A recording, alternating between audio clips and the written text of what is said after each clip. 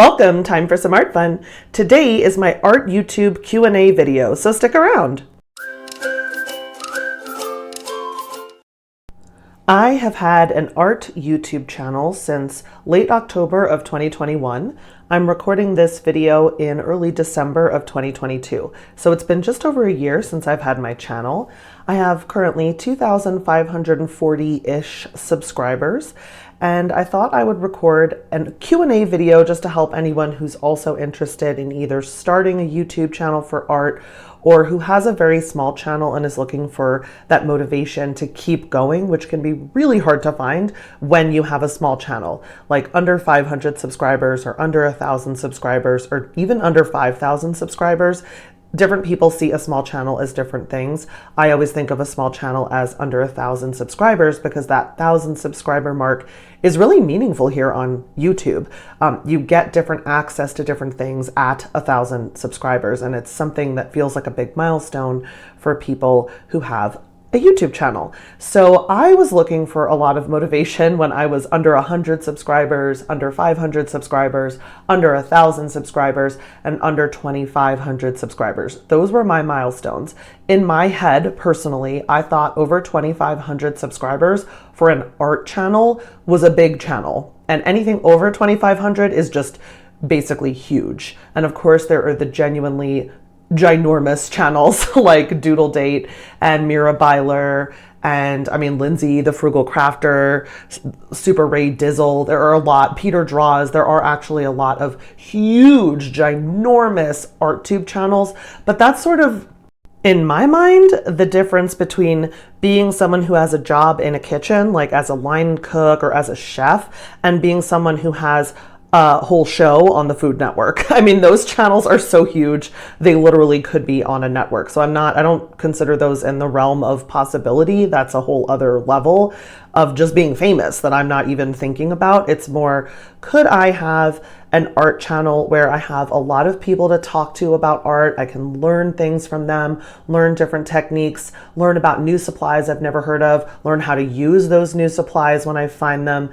And that's really what I was interested in when I first tried to start a YouTube channel. That was my motivation. I actually kept notes about why I'm doing this so I wouldn't get distracted by things like sponsorships or the ad revenue when it started happening, because I knew that would be easy to lose focus on why I'm actually doing this, and those were not the reasons that I started doing this. So I'm going to answer some questions that I got both here and on Instagram at Creating Cute Art on Instagram. I'll sometimes post stories with questions, and I got some really good questions for today. So the first question is, how do you connect with other art YouTubers, or ArtTubers as I call them? And that's a really good question. I really have always loved art YouTube channels. That's one of the reasons I wanted to have one. And so I just comment. I always was commenting on the channels and on the videos that I enjoyed. And when I started a YouTube channel, I had a lot more of an eye for small channels or smaller channels than when I was just an ArtTube fan and just kind of consumed whatever happened to show up in my feed or show up by the algorithm.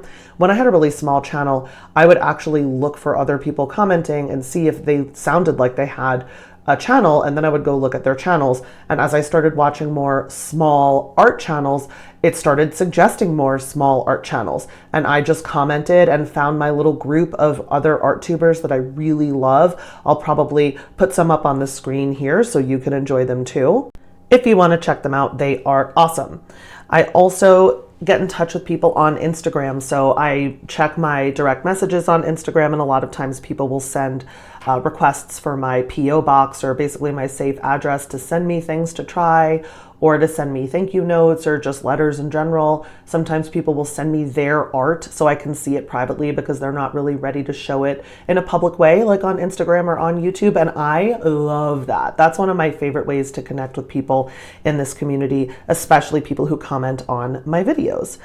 So that is how I connect with other ArtTubers, and I will actually add in a do and a don't here. I would say do engage with the community, find other channels of a similar size, cheer each other on. It is really fun to get a friend group like that, but do not ask for reciprocal subs or ask for the creator to watch one of the videos that you have in the comments or try to link to your channel or one of your videos in the comments. That's the kind of thing that sometimes people will kick you off of their channel if you do, and sometimes YouTube doesn't like that. I think you're not supposed to link in people's comments, and if someone tries to send a link in my comments, it automatically gets kicked even though I don't have that set up as a parameter. So that's like an automatic kick that ArtTube or YouTube will do. So just beware of that.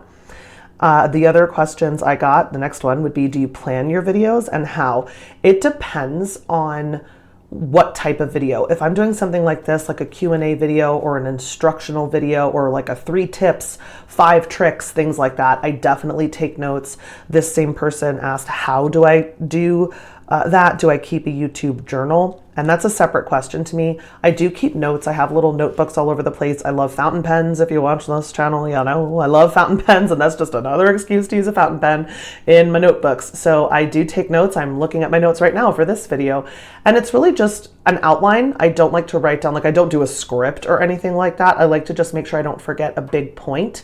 And then I just riff on that point and talk like I'm talking to a friend, because that's how it kind of feels to me from my perspective. I really try to make my videos like I'm just hanging with an art friend.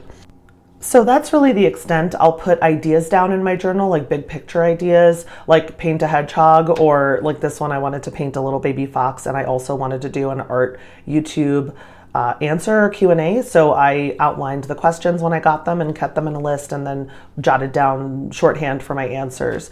As far as whether I keep a YouTube journal, the first, I would say 8 months, I kept a journal that included my monthly subscription count and then my daily fluctuations and what I was doing on that day to try to see what my audience seemed to be enjoying.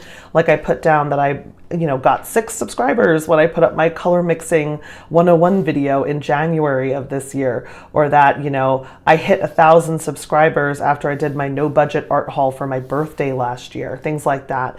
And then if I lost subscribers, I would put that near whatever, made me lose subscribers. So I would understand what people did and didn't like as far as topics, so I could kind of tailor my content to my audience and what you all are enjoying. I don't want to waste your time or mine. I want to make sure we're all having fun. So that's what I used to do. I have not tracked my monthly subscribers, my daily subscribers at all since May of this year. So it's been over 6 months since I stopped really noticing that, since it stopped impacting me. And I was at around 1,600 subscribers when I lost that obsessive need to see. If I lost 1 subscriber, I would really take it personally and be sad. And now I just don't focus on that. I focus on the art, how much this channel helps me improve my art skills, because it makes me want to paint more. And I just enjoy that. The only thing I still track are every time I hit another 250 subscribers. So I have this cute little, I'll put a picture here and you'll see I still track when I hit those 250 jumps, but I don't even put down the date that it happened anymore. So that's all I still track, and I'll stop when I hit 5,000, because again, to me, 5,000 is like a huge, very successful art YouTube channel. 2,500, I already feel very accomplished and very proud of this channel, but 5,000 for some reason just sounds like an enormous, I picture that many people in just like a stadium, and it's insane. So that answers about the YouTube journal and whether I plan my videos and how to connect with other art tubers. The final few questions are just about specifics on like how to do this, which I used to find very helpful when I was first starting. I still film on my phone. So the first question here was, what equipment do you film with? Literally my phone. I have a Pixel 4a and the camera is wonderful. The back camera is better than the front camera. So if you were like taking a selfie, that's not a great camera, but the back camera is great. So that's what I film with. What do I use to edit? VN Editor. So like Victor Nancy Editor. It is a free app on the App Store, and I've really enjoyed it. None of this is remotely sponsored, but that's just what I've used, and I find it really intuitive. Lighting, how do I get good light? I have a window that my art desk backs up to, and I literally just use the sunlight, and that's my best light. I also have 2 just regular floor lamps with some neutral light bulbs in them that I aim at my white walls, and that bounces good light back if I want to paint at night for a video. So that is my art YouTube Q&A video. I hope you enjoyed it. If you did, please remember to leave a like. Check if you're subscribed. If you're not, I would so appreciate it if you would subscribe. Leave me any more questions that you have below and I'll answer them in the comments. And until next time, remember, create something cute.